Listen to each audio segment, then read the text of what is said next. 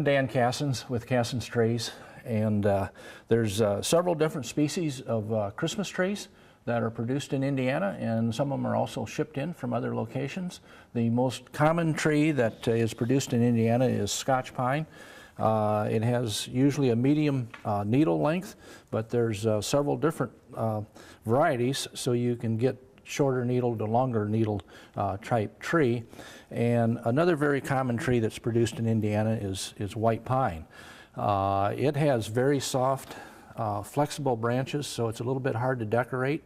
Tends to have longer needles, and some folks like these, particularly if they have young children around and they're worried about the child getting pricked with the Christmas tree and being upset because of that.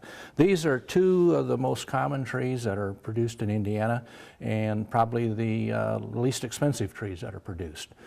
6 to 8 foot tree is probably going to run in the range of $25 to $35 or $40 at the most for either one of these species. Now, what a lot of people are interested in these days are fir trees. And there's several different species of true fir trees. The one that seems to get all the recognition is Fraser fir. And it's a short-needled tree, and it has a distinct sort of character to it. It's not sheared tight, it's kind of open, it's easy to decorate. The fir trees, as well as the white pine and the Scotch pine, hold their needles really well, as long as they're well cared for. And the Fraser fir tends to be a little bit stiffer branched and has a little more silver underneath it than a very, very close relative, which is Canaan fir. This is the Canaan fir species. It's a little bit easier to grow in Indiana, and you'll probably find more of these in the field than you will the Fraser fir.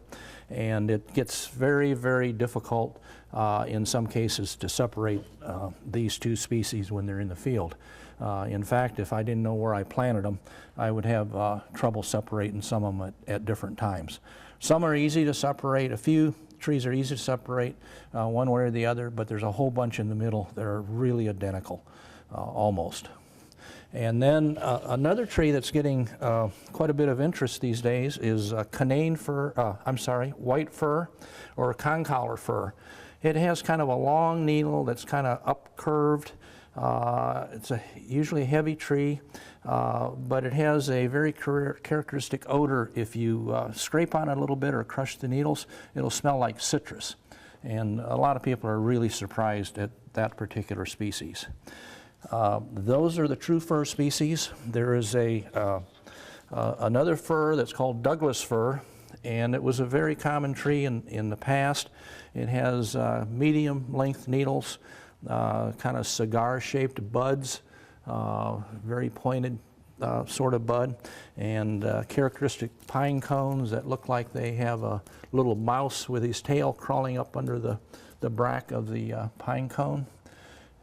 And these trees are getting a lot of disease and insect problems and are not produced very much in Indiana, but there are a few around, and they can be shipped in from other locations.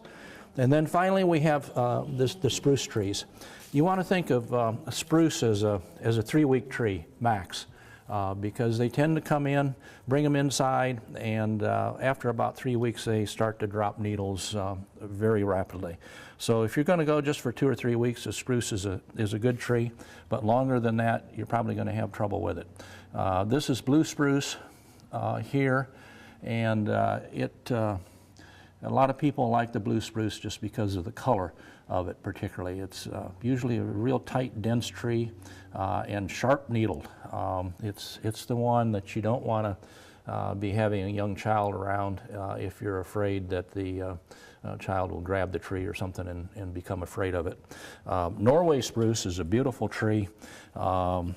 This is just characteristic Norway spruce. Again, short needles, nice green color, and it's used a lot for ornamental purposes, particularly just like blue spruce is.